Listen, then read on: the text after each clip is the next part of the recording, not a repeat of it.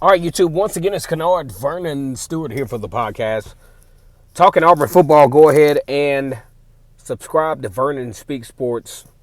Auburn, really busy week in college football. You have the college football playoff ranking that has onboarded. So now we can really start to get a trajectory as to how the season will turn out. As it turns out, Auburn at number 12, Texas A&M at number 13. So you have the SEC West, two teams that have a lot ahead of them on the outside looking in of the college football playoffs, and with multiple losses, rightfully so. Both teams have 2 losses. Both teams, one controls their own destiny. Auburn wins out. Auburn goes to the SEC championship game and let the chips fall as they may.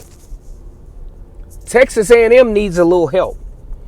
Texas A&M, although they really help opportunity-wise with the victory against Alabama a couple of weeks ago, but at the same time, they help other teams, but didn't necessarily help themselves with losses to Arkansas and Mississippi State, both losses in the SEC conference, the Western Division. So that's where things get a little tricky. So now that I'm really looking at this with 2 losses in the SEC West Division, even if Auburn loses, or even if they beat Auburn and Auburn loses to Alabama, that gives Alabama 2 losses.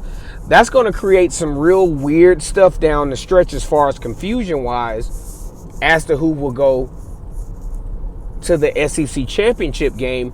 Georgia pretty much has already punched their ticket. So that's not even a thing at this point. But let's just think about it real quick. So Alabama loses to Texas A&M, and let's just say subsequently they lose to Auburn. Auburn goes, period. Texas A&M beats Auburn. Auburn goes, and it might even be a situation to where whoever has the best record goes. I mean, it can create a lot of disturbance, assuming or predicating that Texas A&M gets the win over Auburn at home. Now, we don't want to put too much credence on this. The fact that Auburn has never lost in Kyle Field. This is a what have you done for me lately type of situation. But I think it kind of bodes well with how Auburn has prepared for games on the road. They have not seemed rattled. They have not seemed too big for the moment. This kind of goes into what Auburn has been able to do on the road. They were relatively impressive early against Penn State. That's a game that even Brian Harsin thought, I would be frustrated if I were in his coaching shoes as well, losing that game. I thought that was a game that Auburn could have won, period. Had a lot of opportunities, even had opportunities at the end. Georgia was a game that Auburn did not play terrible at all. They had a great game plan, a lot of mistakes, led to the firing of Cornelius Richardson. The wide receivers have played well pretty much ever since. Auburn loses that game. But now Auburn's literally in the driver's seat for the SEC West, and with the opportunity to have a rematch with Georgia in the Southeastern Conference Championship. Now, what's going to determine how the chips fall? I'm going to tell you for sure. Bo Nix has been playing the best football that he has executed in his entire career as an Auburn Tiger. Mechanics are great. Decision making has been, I'd say, about 85 to 90% pretty well on point. What's really come to grips to help Bo Nix out is the fact that the offensive line is playing more respectably.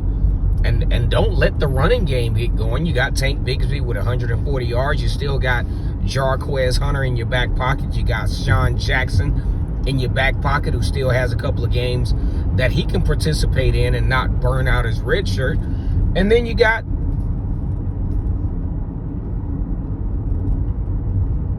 the worm. You know, you got the worm who can still do some things to help the Auburn Tigers out. I'm going to tell you, quarterback play is going to be very paramount in this game. This is a game. This is a competition that Auburn and Texas A&M will find out how well do their quarterbacks play under pressure.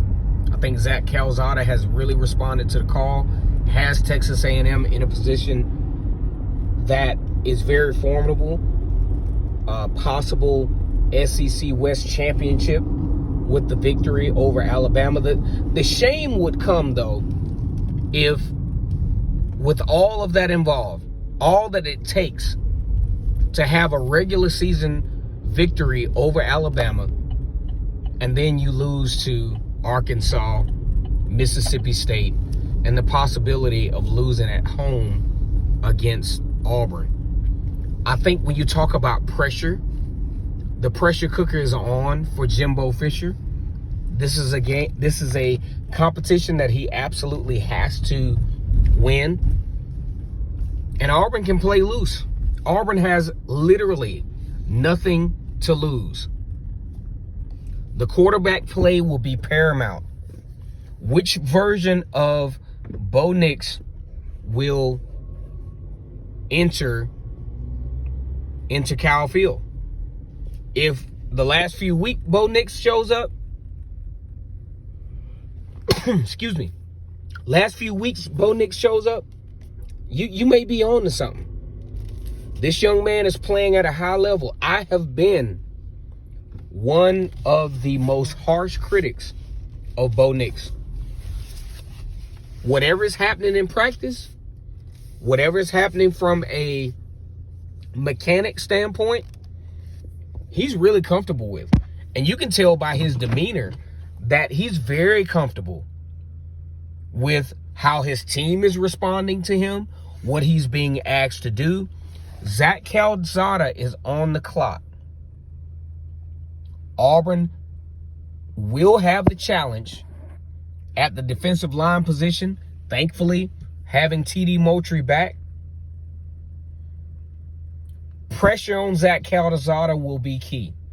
But Bo Nix has seen it all at this point. Bo Nix has the opportunity to break a couple of records as far as Auburn quarterbacks goes. We will get into that in another video. Let's just watch out. The quarterback position will be key in determining which of these SEC West rivals will not only win this game, but push the envelope to challenge Alabama either directly or indirectly for the SEC West championship. Auburn with the possible opportunity for a rematch against the Georgia Bulldogs, who some think are the best team in the country. In a lot of ways they are. A lot of ways I think they are vulnerable until the right team comes along. But it's always chosen on a Saturday. Like the video, comment, subscribe to Vernon Speaks Sports Auburn. Hit the Cash App and support the show. I'm going to leave that in the pinned at the top. Yes, it takes a little money to do this thing. And I appreciate the support of those who have contributed money to the channel. Like the video, comment, and subscribe to Vernon Speaks Sports Auburn. And as always, whether you're in Afghanistan, Dubai, or in any other foreign country, or if you're right there in the middle of the corner of Magnolia and Thatch, or you live in a different state to where you can't talk about Auburn the way you used to, you can always come here. As always, it's incredible to be an Auburn Tiger, War Eagle.